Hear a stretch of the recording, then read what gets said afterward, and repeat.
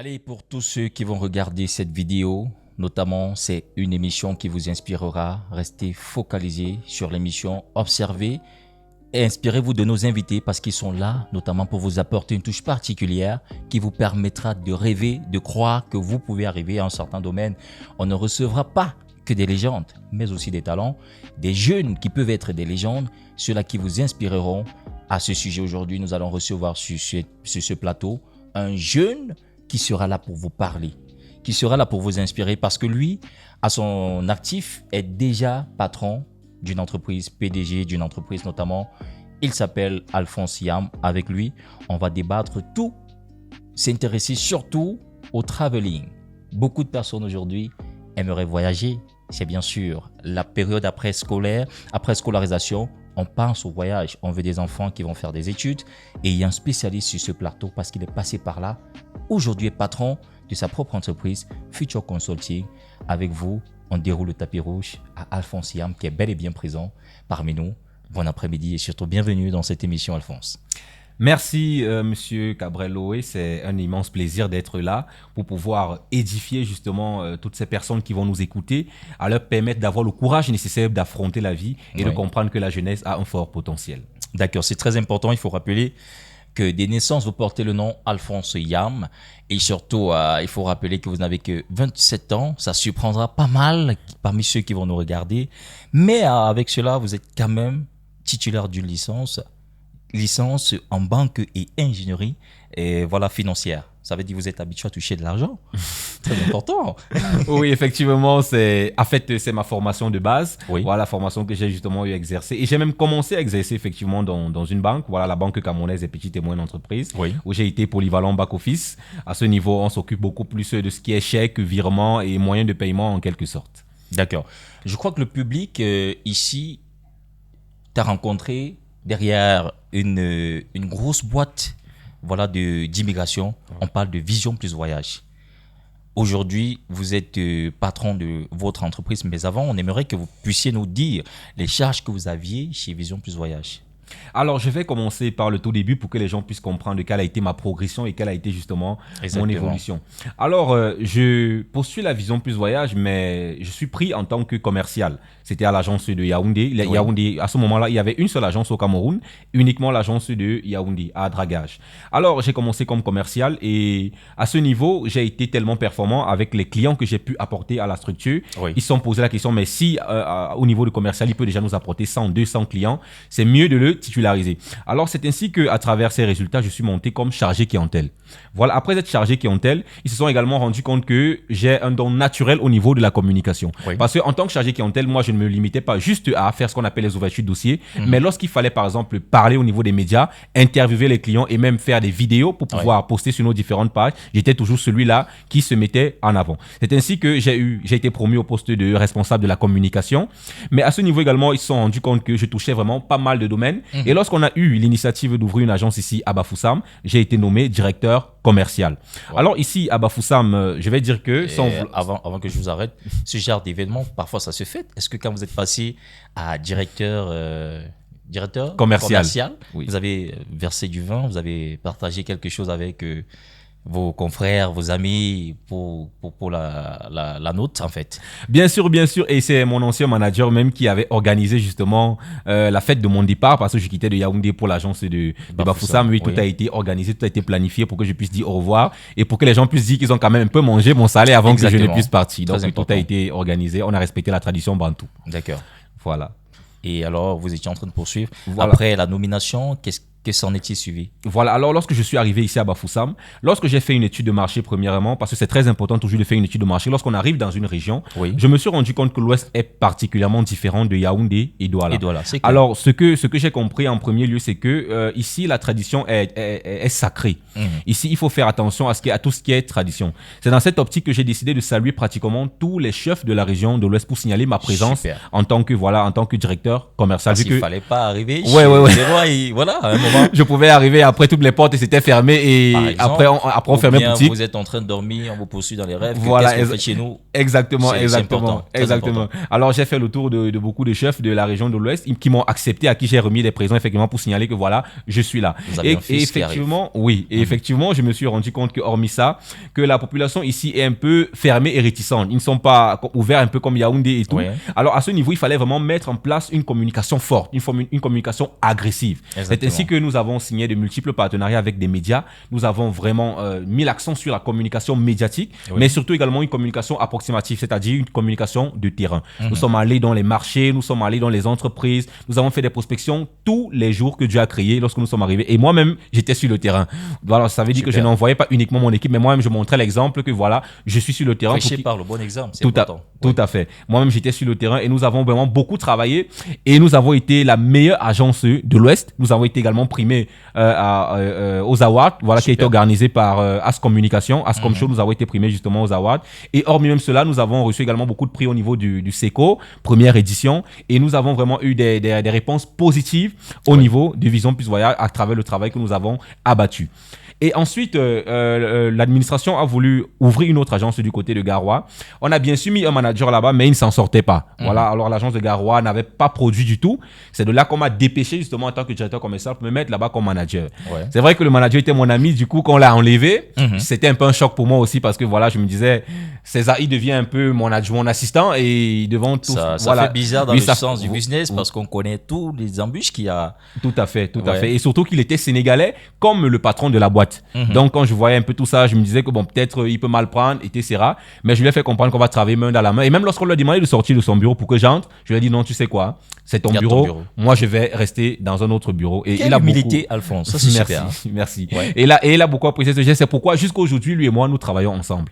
Parce que voilà, nous avons compris qu'en réalité, la richesse, c'est d'abord la relation humaine. Exactement. Voilà. Donc, voilà en quelque sorte mon parcours à Vision Plus Voyage. Je pense qu'on va dérouler au fur et à mesure des questions. Alors, restons avec Vision Plus, mais il faut rappeler qu'aujourd'hui, vous n'y êtes plus parce que vous avez ouvert votre propre filiale. Mais avant, on aimerait savoir un peu les raisons. Vous savez, des gens se sont habitués à vous. Tout à fait. Chez Vision Plus. Oui. Aujourd'hui, on vous voit ailleurs, qui est d'ailleurs votre boîte. Tout à fait. Beaucoup s'interrogent quand même. Pourquoi est-ce qu'il n'est plus à Vision Plus Voyage? Alors, qu'est-ce qui a causé le hic, le déclic pour que vous soyez parti de ce côté? Est-ce qu'il y a eu des coups de poing? Est-ce qu'il y a eu des disputes? Le leadership?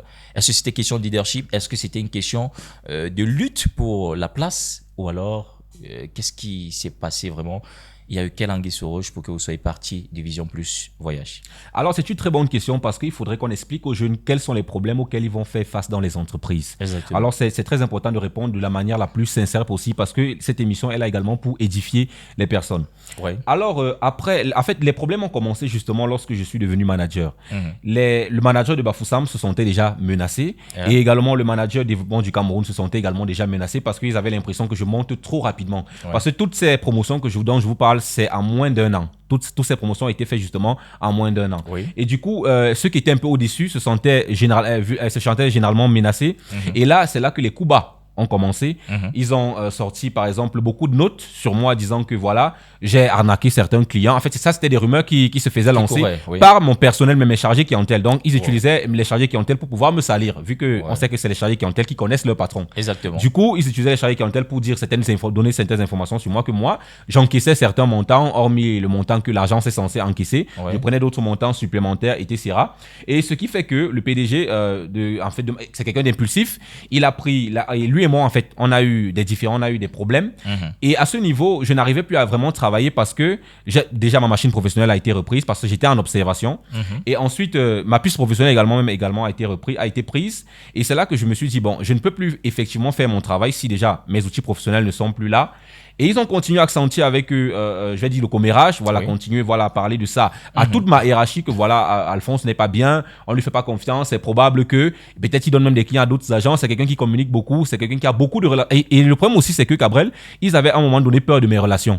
Parce que toutes les relations que Vision avait, c'était les relations que je suis parti négocier comme partenariat. Exactement. Du coup, ils avaient déjà également peur que, peut-être je ne suis pas en train de faire certaines choses avec ces partenaires-là et peut-être passer à leur niveau.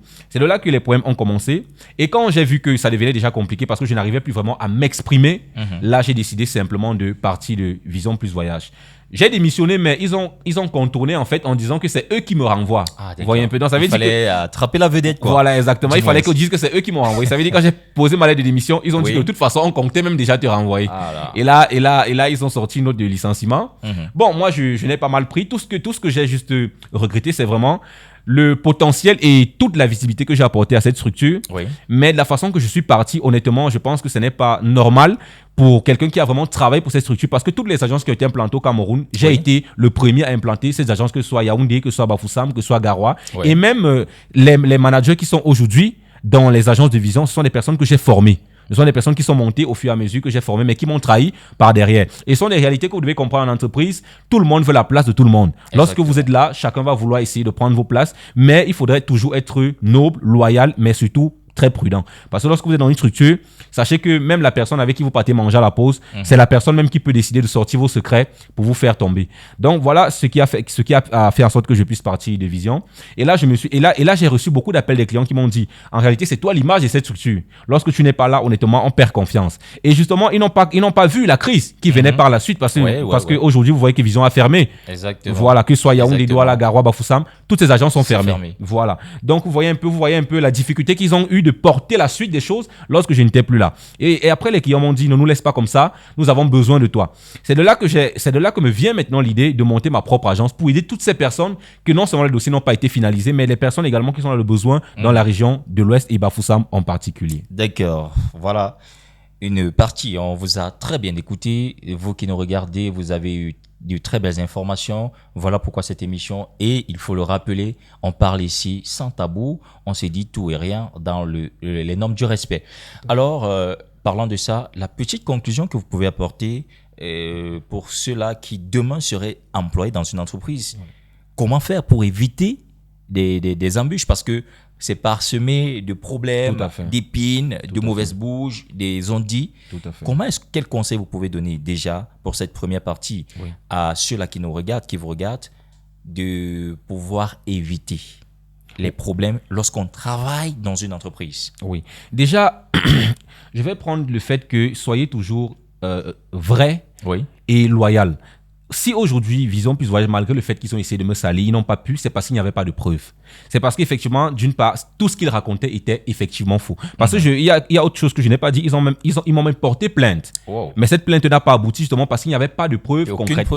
Ils ont essayé de fabriquer des choses, mais ça n'a pas donné parce que effectivement, j'étais clean, j'étais propre. Donc, dans tout ce que vous faites, ne laissez pas des traces derrière vous. Je sais que les jeunes aujourd'hui, lorsque vous voyez les possibilités de l'argent, vous voulez essayer de jouer au petit malin, mais sachez que même dans 10 ans, ça peut vous rattraper. Parce que lorsque l'entreprise va vouloir vous faire tomber, ils vont utiliser ça. Et ne pensez pas que l'entreprise ne voit pas ce que vous faites. L'entreprise peut voir, sachant que lorsqu'ils vont vouloir vous coincer, par exemple, ils vont uniquement utiliser ces preuves-là. Donc, soyez dans l'intégrité, travaillez de manière loyale. Et aussi, on n'évolue pas forcément en poignardant son patron. Ça, c'est un conseil que je donne vraiment à beaucoup de personnes. Vous n'allez pas évoluer en poignardant votre patron, parce que même la loi naturelle dit que œil pour œil, dent pour dent. Ce que tu fais à quelqu'un aujourd'hui, on va te faire ça demain. Sans oublier que le karma existe en même temps. Voilà, sans oublier que le karma existe également. Donc, si vous voulez évoluer, travaillez tout simplement. Donnez-vous les moyens, faites-vous remarquer, démarquez-vous. Moi, lorsque je suis arrivé à Vision, j'étais le plus jeune. J'avais mes aînés avec les 30, 36 ans, 40 ans. Mais pourquoi est-ce que c'est moi qui suis monté? Pourquoi? Parce que je travaillais uniquement. À Mokolo, pour ceux qui connaissent Yaoundé, Mokolo, Mvan, tous ces grands marchés de Yaoundé-là, j'étais là-bas.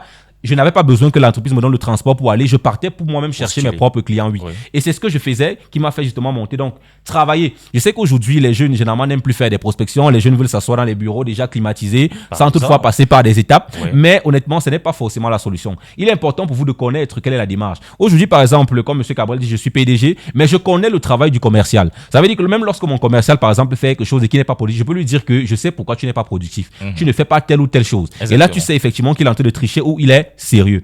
Donc, c'est important pour vous plus tard, lorsque vous allez décider de lancer vos boîtes, de toucher d'abord le bas pour pouvoir vous hisser au sommet. Alors, mon conseil, c'est vraiment d'être loyal et de ne pas faire de vagues. Contentez-vous du travail qui vous a été donné et ne cherchez pas à faire du n'importe quoi, parce que demain, ça peut vous porter préjudice. Très important. On revient à vous. Maintenant, quand je parle de vous, je parle notamment de votre boîte. Je parle de Future Consulting, qui aujourd'hui une boîte qui permet à pas mal de personnes de se retrouver, de partir du Cameroun vers l'étranger. Il faut rappeler, vous avez déjà à votre actif fait plusieurs personnes partir. Tout à fait. Pourtant, l'entreprise n'existe il y a cela que quelques mois, il faut le dire. Tout à fait. Alors, parlez-nous brièvement de Future Consulting Agency.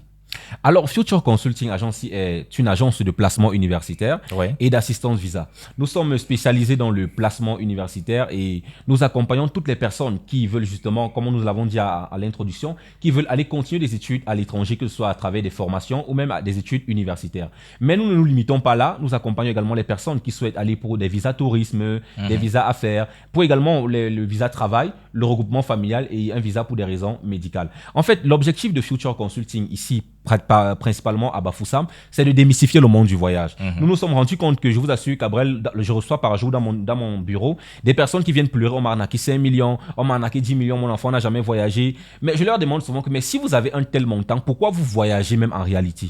Le voyage, c'est un projet comme tout autre projet. Ça veut dire qu'il ne doit pas vous ruiner. Exactement. Il ne doit pas être exorbitant. Mais si vous utilisez déjà 10 millions, 11 millions juste pour un voyage, pourquoi ne pas injecter ces 10 millions pour faire dans un business ici au Cameroun qui pourra rentabiliser, surtout qu'avec 500 000 même, 1 million, on peut débuter les business ici au Cameroun. Exactement. C'est ce que moi je conseille souvent généralement. Mais lorsque vraiment c'est le dernier recours, là effectivement, je peux vous dire, d'accord, nous allons vous accompagner dans la procédure. Et il y a des personnes que, voilà, ils voyagent juste pour le plaisir aussi, pour le tourisme, les affaires.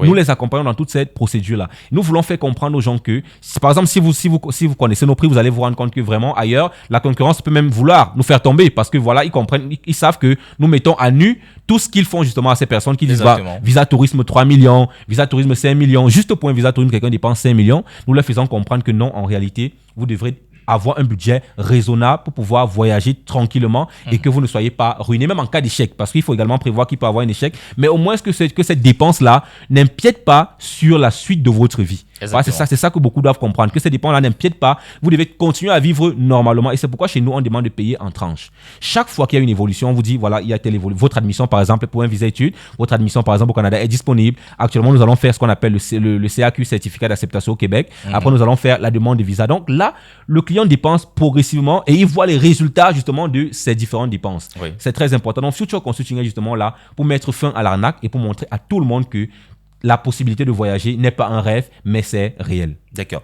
Et il y a des, je vais dire en featuring, non pas un featuring, mais des chanteurs qui l'ont dit, partir de zéro pour devenir héros. Je crois que ce sont les Toufan, qui sont les artistes togolais. Notamment, vous êtes parti d'une agence pour être fondateur d'une agence, vous également. Tout à fait. Et voilà donc un exemple à suivre pour la jeunesse, pour ceux-là qui doivent apprendre et surtout être des meilleurs demain. Quand on revient, il est important de savoir parce que, comme vous l'avez dit, beaucoup de familles se font arnaquer. Tout à fait.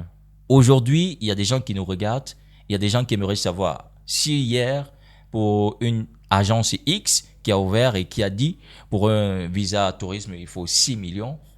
Alors, chez Future Consulting, je crois que c'est pas pareil. Tout à fait. Vous êtes là pour dire des vérités et surtout pour apporter en plus à ces familles. Ils sont nombreux qui veulent voyager, mais qui ont peur d'aborder parce qu'ils se disent, ah, c'est trop cher. C'est trop cher, tout à fait. Alors, je crois que au fur et à mesure, on aura peut-être même les modalités de ces différents prix-là. Maintenant, je crois qu'on va s'intéresser à un point un peu plus particulier. Aujourd'hui, vous avez ouvert votre boîte. Est-ce que, en tant que patron, vous rencontrez des difficultés que rencontrait peut-être, entre guillemets, votre ex-patron? Quelles sont les difficultés déjà que vous rencontrez avec votre agence aujourd'hui?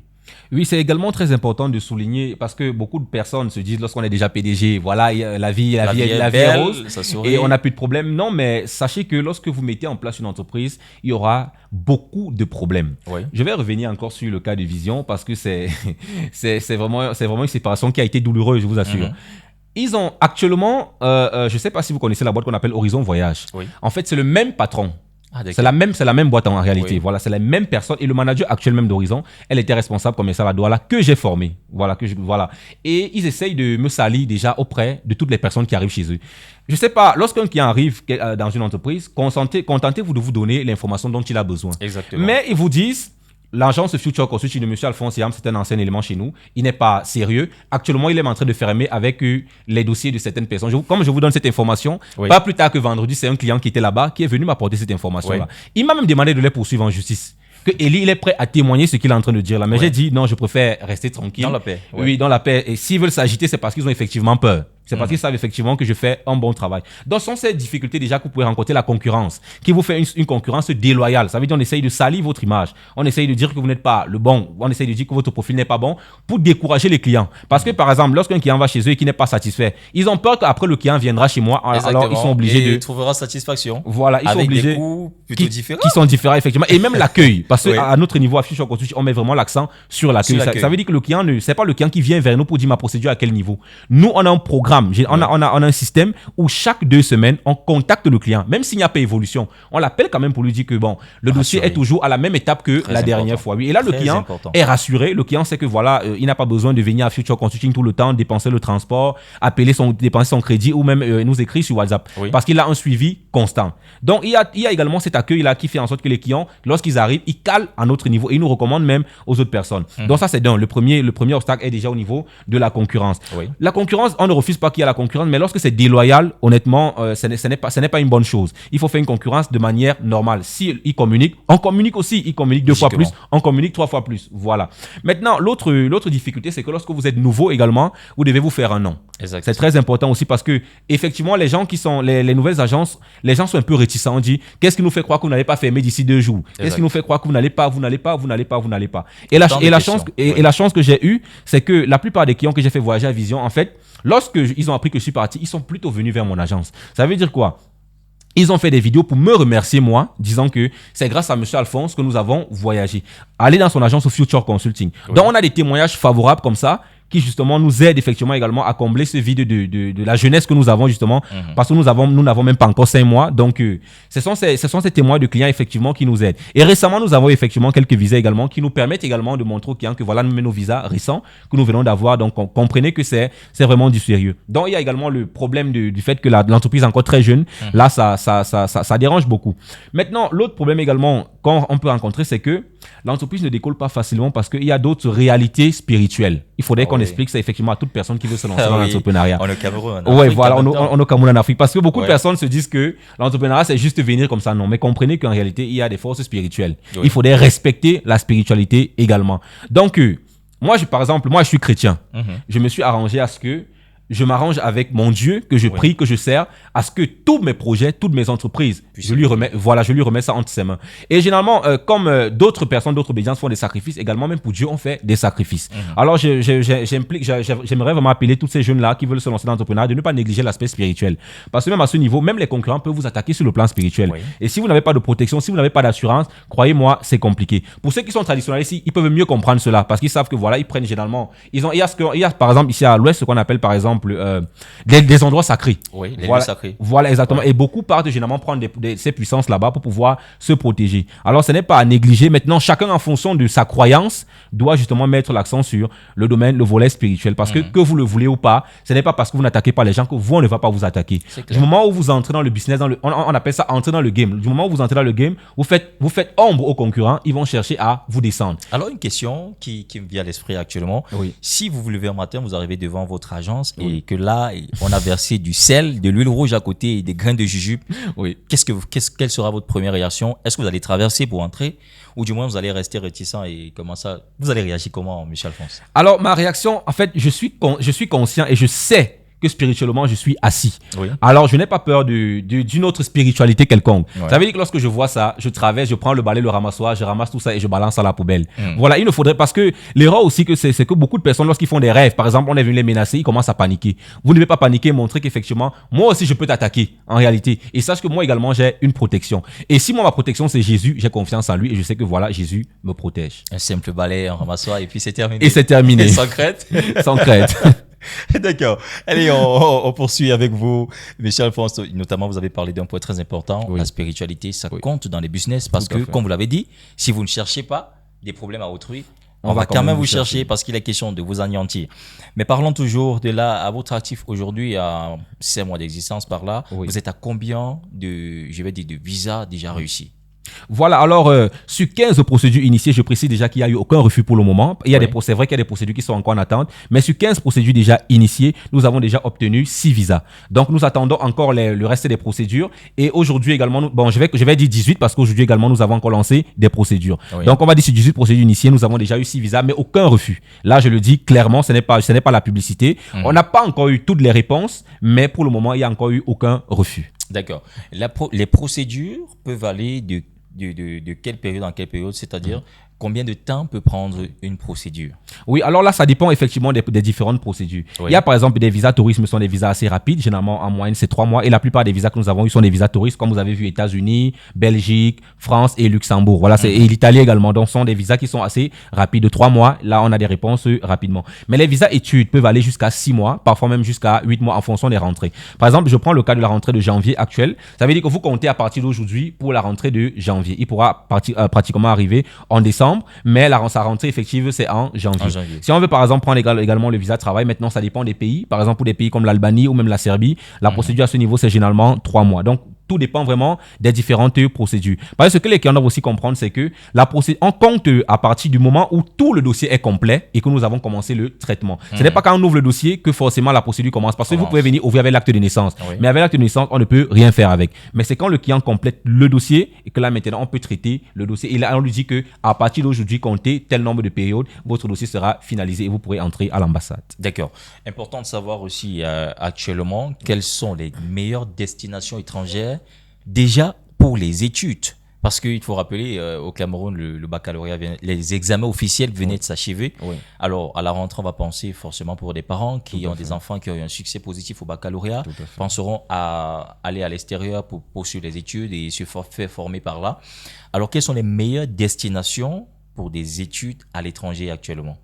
Alors, en premier lieu, je vais recommander fortement la Belgique. Beaucoup s'attendaient souvent à ce que je dise le Canada, mais non. Ouais. Actuellement, sachez que le Canada est en train de diminuer le nombre de personnes qui peuvent venir avec un visa études. Alors, c'est très important que vous puissiez le savoir. Alors, je recommande vivement la Belgique. Pourquoi la Belgique? Déjà parce qu'il y a des possibilités d'obtention de bourse. C'est le principal avantage avec la Belgique. L'étudiant a la possibilité de travailler en même temps qu'il fréquente. Oui. Et il a automatiquement une bourse lorsqu'il arrive, s'il compose et qu'il réussit effectivement à cette évaluation-là. C'est qui lui permet non seulement d'épargner, parce que lorsqu'il travaille, en réalité, c'est pour payer sa pension, mais du moment où il a la bourse, là, il peut même envoyer l'argent au Cameroun. Maman, je t'aide avec 200 €. Maman, je t'aide avec 50 €. C'est beaucoup lorsqu'on convertit. Il y a également des destinations comme l'Italie. L'Italie également, actuellement, ouvre beaucoup de portes aux différents étudiants. Et aussi, il y a des possibilités de bourse. Je vais également prendre le cas de l'Allemagne, qui également offre de très bonnes formations, surtout parce que beaucoup de personnes, parfois, ne veulent plus aller faire première année, deuxième année, troisième année, mais veulent aller pour faire, par exemple, une formation de 2 ans maximum et pouvoir travailler plus tard. Donc, l'Allemagne également à ce programme-là. Nous allons également enchaîner avec la Russie et la Biélorussie également aussi, qui offrent des meilleurs avantages d'études, surtout que dans ces pays-là, le coût de vie est vraiment moins cher par rapport à d'autres pays. Oui. Tous ceux qui arrivent là-bas n'ont plus besoin, honnêtement, de leurs parents, parce que voilà, déjà, le coût de vie est vraiment très bas. Vous avez par exemple une chambre que vous payez à 12 000, quand si on convertit en France, c'est à 12 000 francs, c'est déjà équipé. Vous voyez que c'est vraiment déjà du lourd. Et nous allons également toujours parler du Canada, parce que le Canada également maintient un niveau d'études assez important et un système même d'études assez recherché ailleurs, le système qu'on appelle le Cégep, qui offre la possibilité à l'étudiant de finir ses études et d'obtenir ce qu'on appelle le permis de travail. Ça veut dire que lui, généralement après ses études, il obtient le permis de travail et la résidence permanente. Donc voilà les destinations que nous pouvons recommander. D'accord. Vous l'avez, je crois que vous êtes informé désormais. Vous savez les meilleures destinations pour l'étranger, en matière d'études. Et lorsqu'on parle de tourisme par là, alors quelles sont les meilleures destinations? Bien, c'est ouvert partout. Toute l'Europe est ouverte toute l'Europe, c'est ouvert au tourisme, ou alors du moins, il y a des destinations phares où si on recommande, forcément, l'avancement sera plus rapide. Oui, déjà, je tiens à préciser que nous faisons toutes les destinations pour le visa tourisme. Mais maintenant, nous recommandons généralement certains pays qui ont, voilà, parce que le tourisme aussi, c'est de découvrir ce qui est chic, ce qui est nouveau. Voilà. Exactement. Nous avons généralement des pays comme la Suisse que nous recommandons généralement parce que c'est un pays où, lorsque vous arrivez par exemple dans les zones de campagne, c'est beau, c'est calme, vous voyez encore des lapins qui sautillent, vous voyez encore des écureuils. Il y a des monuments également historiques. Voilà, comme par exemple l'Italie, à Rome, vous allez voir par exemple le Vatican de Rome. Vous allez même également voir, comment on appelle le monument où les gladiateurs combattaient il y a des siècles là.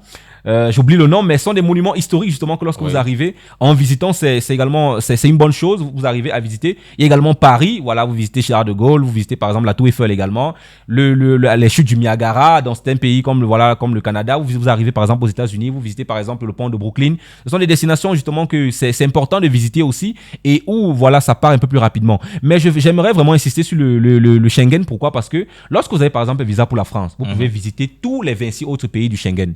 Lorsque vous avez un visa par exemple pour la Belgique, vous pouvez visiter tous les autres pays du Schengen. Donc c'est la particularité que le Schengen justement offre à ces personnes qui ont des visas touristiques. Mais nous n'allons pas négliger notre beau continent, l'Afrique. J'invite également beaucoup de personnes à visiter l'Égypte avec les monuments, voilà les pyramides, le Maroc, la Tanzanie, voilà le Kenya sont des pays où vous arrivez par exemple dans les parcs, vous allez voir des chameaux, vous allez voir des dromadaires, vous allez voir des lions, vous allez voir beaucoup d'autres animaux que vous n'avez même pas encore vus ici au Cameroun. Donc il est important également que nous puissions visiter l'Afrique. Aller également en Côte d'Ivoire, à Abidjan, c'est également très important, le Sénégal. Voilà, donc nous devons être fiers également de notre continent et parce que notre continent c'est le plus riche.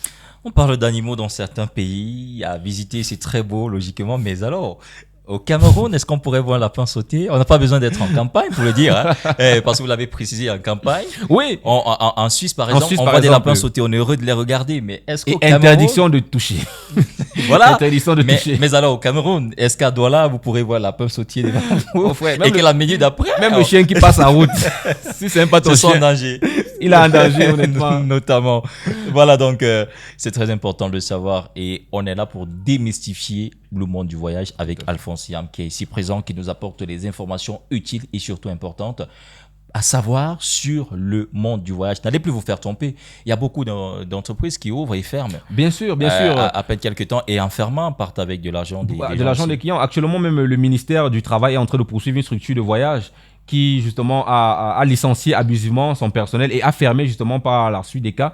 En fait, ce sont des éléments comme ça. Vous voyez des personnes qui enferment avec des dossiers. Et c'est la même chose à vision. Beaucoup reviennent vers moi, mais mon dossier n'a pas encore été finalisé. Oui. Voilà, la réponse n'est même pas encore sortie. Mais quand ils ferment comme ça, comment ça va se passer et tout. Mais moi, en tant que professionnel, je ne les salis pas. Je dis plutôt, ils ont dit qu'il y a un back-office à Yaoundé. Ça veut dire que le back-office s'occupe toujours de leur procédure. Alors, allez rapprochez-vous du back-office. Voilà, et vous allez voir une dame là-bas qui va vous recevoir et vous donner la suite de votre procédure. Parce qu'entre professionnels, on n'est pas forcément obligé de se descendre pour évoluer. Mais la concurrence même également fait plutôt élever une entreprise. Si moi, je vois par exemple qui communiquait plus que moi, j'allais tripler ma communication. C'est de cette façon qu'on évolue, mais pas en salissant le concurrent. D'accord. On s'est intéressé aux études, on s'est intéressé au tourisme. Actuellement, il est important de s'intéresser également, non seulement on laisse ce côté, mais pour le travail. Oui. Parce qu'il faut le dire, ça devient de plus en plus dur au Cameroun. Trouver un emploi, c'est pas évident. Alors, il y a d'aucuns qui ont des petites économies, qui souhaiteraient se retrouver peut-être dans un autre pays, voilà, pour le travail, pour un job et pouvoir nourrir sa famille dans ce pays qu'est le Cameroun, pour pouvoir lancer même des affaires, des business. Alors, quand les pays les plus accessibles actuellement, côté travail, sont lesquels? Alors, pour le visa de travail, je précise qu'il y a deux catégories de personnes. Il y a des personnes qui sont avec des diplômes et des personnes qui sont sans diplôme. Parce qu'avant, le visa de travail concernait uniquement les personnes qui avaient minimum une licence, voilà, qui avaient des grands diplômes, qui avaient beaucoup d'années d'expérience. Mais nous avons trouvé que il y a des personnes qui n'ont pas ces diplômes et qui n'ont pas ces chances-là de composer des tests de langue comme le fait au niveau du Canada. C'est pourquoi nous nous sommes penchés au niveau de l'Europe pour pouvoir au moins trouver des métiers qu'ici au Cameroun, par exemple, ne payent pas assez bien sans dénigrer effectivement le Cameroun. Par exemple, pour quelqu'un qui est vigile, par exemple, dans un pays comme la Serbie ou même l'Albanie, il gagne pratiquement 1000 à 1500 euros. Lorsque vous convertissez en francs CFA, le mois, oui. Quand vous convertissez en francs CFA, il est dans 650, 850. Vous voyez que là, il peut automatiquement nourrir sa famille qui est ici au Cameroun. Et donc, nous nous sommes penchés sur ces métiers-là, par exemple, comme les métiers de jardinier, les métiers, par exemple, de vigile, les métiers, par exemple, de caissier, les métiers, par exemple, d'agent commercial. Ce type de métiers qui ne nécessitent pas forcément d'énormes diplômes pour permettre à toutes ces personnes qui n'ont pas de forts diplômes de pouvoir postuler. Et actuellement, nous recommandons vivement des pays comme l'Albanie et la Serbie. Pourquoi la Serbie surtout? Pourquoi? Parce que la Serbie va entrer dans l'Union européenne l'année prochaine. Donc, c'est une opportunité pour que si vous êtes en Serbie et que vous ne voulez plus signer, par exemple, renouveler votre contrat de travail, vous pouvez décider d'entrer dans les pays comme la France, par exemple, la Belgique, l'Italie, etc., etc. Donc, voilà des destinations phares pour des personnes, par exemple, qui n'ont pas assez de diplômes forts. Mais maintenant, pour des personnes qui ont des diplômes, on le sait tous, c'est le Canada. Voilà, les infirmiers, les enseignants, etc., des banquiers, et tout ce qui va avec. Mais comprenez que le Canada, actuellement, ce n'est plus comme avant. Le Canada, actuellement, ferme beaucoup les portes. Surtout que le Cameroun a écrit justement à l'ambassade pour signaler que nos médecins et nos enseignants sont en train de quitter. Ça veut dire pour toutes les personnes qui ont le matricule de l'État du Cameroun, vous ne pouvez plus aller du côté du Canada. Si une agence vous dit qu'il peut faire votre procédure, comprenez que vous êtes en train de vous mettre en difficulté. Parce que lorsque ils vont mettre votre matricule, l'ambassade du Canada va signaler à l'État du Cameroun. Et là, vous aurez des problèmes. On peut même retirer votre matricule. Alors, concentrez-vous ici au Cameroun, battez-vous comme vous pouvez. Mais pour les personnes qui n'ont pas le matricule, automatiquement, vous pouvez postuler pour, des pays, pour un pays comme le Canada. D'accord. Allez, je crois qu'il est important de donner un peu du miel au bout des lèvres de ceux-là qui nous regardent, qui nous suivent. Et j'aimerais savoir, du moins, on aimerait savoir le coût maximal pour une procédure de visa pour le travail à l'étranger. Combien on peut préparer une famille, peut s'attendre à combien à dépenser par exemple? Voilà, alors pour un visa travail, je vais prendre le coût cumulé parce que généralement pour un visa travail, notre objectif d'abord c'est de faire que la personne qui arrive se sente déjà à l'aise. Ça veut dire qu'on prend le logement pour 1 an. On prend l'assurance. C'est vous assurez le logement? Pour 1 an, effectivement, dans les frais de procédure. Super, on assure également l'assurance pour 1 an. Ça veut dire que lorsqu'il arrive, les seules dépenses qu'il va faire, c'est au niveau de la nutrition et au niveau, par exemple, de son transport pour aller au travail. Ça veut dire que son logement est déjà payé pour 1 an, son assurance est déjà payée pour 1 an. Ça veut dire que quelle que soit la maladie qu'il a, on le prend en charge directement parce que son assurance a déjà été payée. Alors, pour cela, y compris le billet d'avion, effectivement, il prévoit juste la somme de 2 500 000.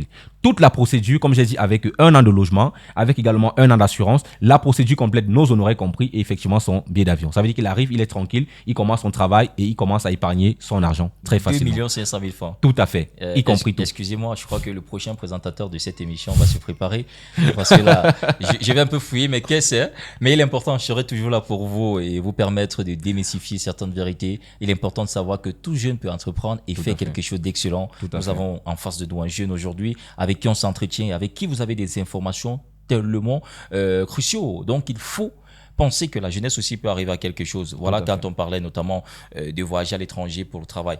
Revenons sur un aspect très important. Vous le savez, aujourd'hui au Cameroun, on va revenir sur quelque chose qui empêche beaucoup de jeunes de se construire, de se positionner.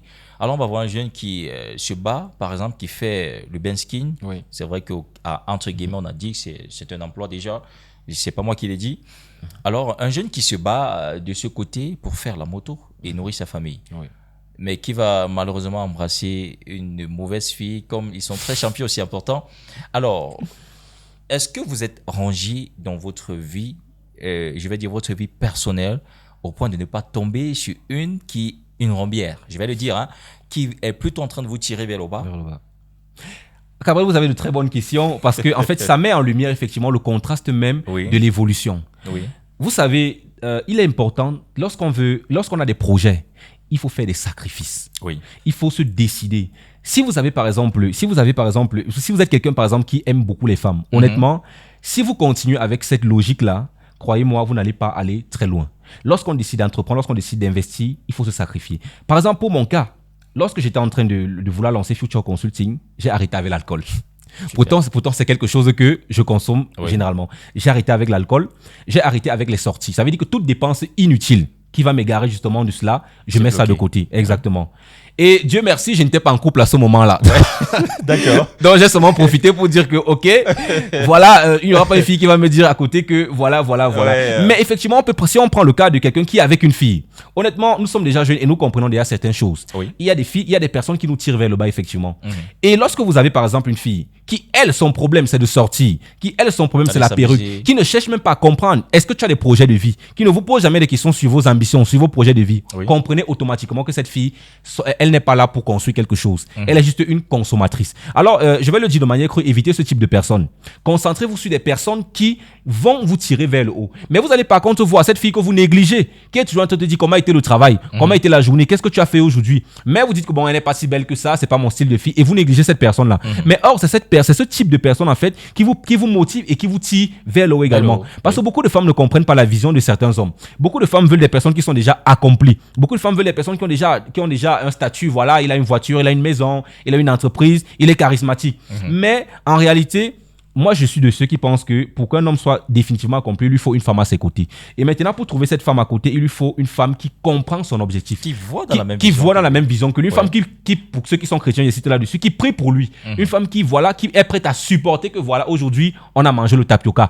Demain, on va manger le riz sauté. Une femme qui est prête à supporter. Mais combien de femmes, justement, aujourd'hui, sont prêtes à accepter cette situation-là? Alors, les jeunes, le plus important, ce n'est pas les femmes. Parce que croyez-moi, lorsque vous aurez de l'argent, les femmes, honnêtement, ce n'est pas vous qui allez chercher les femmes. Ce sont les femmes qui vont venir. Je suis la preuve vivante. Je suis la preuve vivante. Chaque fois que je passe à l'émission de Cabrel, ou bien chaque fois que, voilà, vous allez toujours entendre des filles qui vont m'écrire sur Facebook. Voilà, parce que c'est ce qu'elles recherchent en réalité. Exactement. Et aujourd'hui, je peux faire mon choix. Je peux décider de choisir. Même en faisant le choix, il faut être très méticuleux. Parce qu'effectivement, lorsque vous êtes déjà accompli, il y a celles qui viennent pour profiter et après vous tomber. Donc c'est très important de faire j'insiste sur le mot sacrifice. Sacrifiez-vous. Comprenez que vous ne pouvez pas aujourd'hui décider de boire, demain décider de boire et après vous dites que finalement je n'ai même pas eu l'argent pour faire le projet. Comprenez que c'est le projet qui amène l'argent, ce n'est pas l'argent qui fait le projet. Et d'abord un projet, commencez à le monter et là l'argent, et lorsque votre argent va venir, vous allez directement suivre avec le projet. D'accord. Là, maintenant, on va parler de mentor. Parce qu'avant de faire quelque chose dans la vie, on a toujours une personne qui nous tire. Ça peut être un parent, ça peut être un proche, ça peut être une personne qu'on ne connaît pas. Tout à fait. Forcément, la personne n'a pas besoin, votre mentor n'a forcément pas besoin d'être dans votre domaine. Tout à fait. On ne va pas parler de votre ex-boss, de Vision Plus Voyage, qui vous a inspiré aujourd'hui d'ouvrir votre boîte. Voilà. Alors, si on se renfère vers un mentor, qui est la personne qui vous inspire, vous, Alphonse? Aujourd'hui, vous êtes un homme, j'ai envie de dire entre guillemets, presque accompli. Quelle est la personne qui vous a inspiré à être cet homme que vous êtes aujourd'hui? Alors, la personne qui m'a inspiré de manière franche, c'est mon père. Parce que mon père était celui-là qui, avec le sens du sacrifice, il se mettait toujours à disposition de ses enfants pour qu'on ne puisse manquer de rien. Quel que soit le livre à l'école, le jouet que tu veux par exemple, il se mettait toujours à disposition. Et c'était quelqu'un de vraiment sérieux et de très ambitieux. Et c'est ce sérieux-là justement que j'ai essayé de copier pour comprendre que lui, il s'est sacrifié, surtout qu'il ne partait de rien. Parce que mon père, lui, par exemple, il sortait de son village où il cultivait le cacao pour pouvoir fréquenter l'année prochaine. Ça veut dire que l'année, s'il cultive, il ne fréquente pas. L'année prochaine, il fréquente avec l'argent qu'il a récolté du cacao. L'année qui vient, il cultive le cacao pour fréquenter l'année qui vient. Deux ans pour un an d'études. Voilà, 2 ans pour 1 an d'études, effectivement. Et non seulement il le faisait, mais il payait également l'étude de ses petites sœurs, qui aujourd'hui, effectivement, sont des grandes personnalités. Donc, vous voyez, en fait, c'est ce modèle de sacrifice qui m'a permis de comprendre qu'en réalité, l'homme ne doit pas se contenter de ce qu'il a, ne doit pas se contenter de juste de voir les choses aussi facilement. Et après, il a eu beaucoup de difficultés aussi. Donc, même lorsque j'ai des difficultés, je comprends que ce sont des choses qui arrivent parce que les jeunes doivent comprendre que tout ne sera pas rose lorsque vous allez vous lancer. Il y aura des difficultés, il y aura des combats. Mais vous devez être plus fort que ces combats-là. Travaillez votre mental. Et quand vous avez justement quelqu'un qui vous inspire, ça vous motive encore davantage. Alors mon père m'a beaucoup inspiré dans ma marche de l'entrepreneuriat. Et même lorsque je suis buté, je vais vers lui, il me donne des conseils pratiques. Il ne me dit pas que non, voilà, tu es mon fils, je vais te donner de l'argent. Non, il me dit voilà comment tu dois plutôt t'y prendre quand tu as ce genre de situation. Et ça te permet de grandir. Parce que des personnes qui, chaque fois lorsque vous plaignez, vous apportent la solution, ne vous aident pas. Ça devient trop facile. Mais lorsqu'il vous dit plutôt comment est-ce que vous pouvez faire, ça vous permet de savoir comment faire, trouver la solution et pouvoir contrer la prochaine fois. Exactement. Alors, j'ai envie de vous poser tout de suite une question. Est-ce que vous serez de cet exemple-là, un monsieur qui pourra s'occuper de ses jeunes sœurs pour qu'elles puissent devenir quelqu'un demain? Parce qu'il y a un moment, on se dit dans la vie, c'est moi et rien que moi. On s'en fout de qui nous suit, de qui nous précède, même s'ils sont en difficulté. Est-ce que vous ferez pareil que votre père ou vous êtes sorti avec votre part d'esprit à vous?